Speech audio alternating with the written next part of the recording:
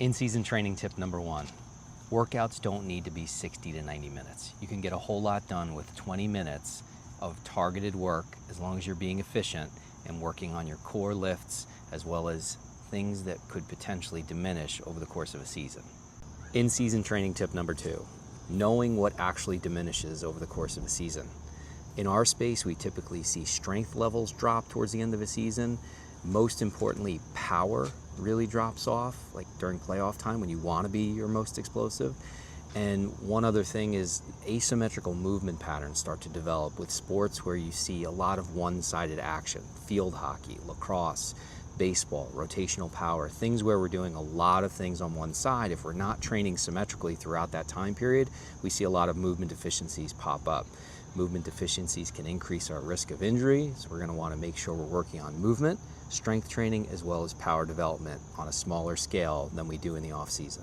In-season training tip number 3, lower your volume. You don't need 5 sets of strength training exercises. We just need 2, maybe 3 sets of something done with efficiency and done with a purpose to make sure we're maintaining our strength and power throughout the entire year. In-season training tip number 4, using recovery sessions wisely.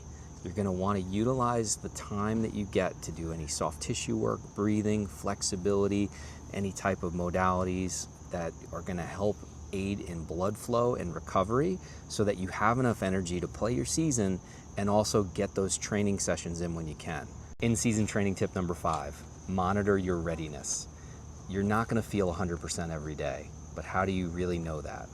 Every morning at the same time, it's important to fill out some performance questionnaires, things that are going to look at how much energy you have, how sore you are, how irritable you might be. On a scale of 1 to 5, you can rate yourself on these different attributes, and that's going to tell you if it's a day that you can really push it, and maybe it's a good day to do some strength training and hard practice, or if it's a day that you need to scale back and make sure you focus more on recovery. In-season training tip number 6, be efficient with your timing.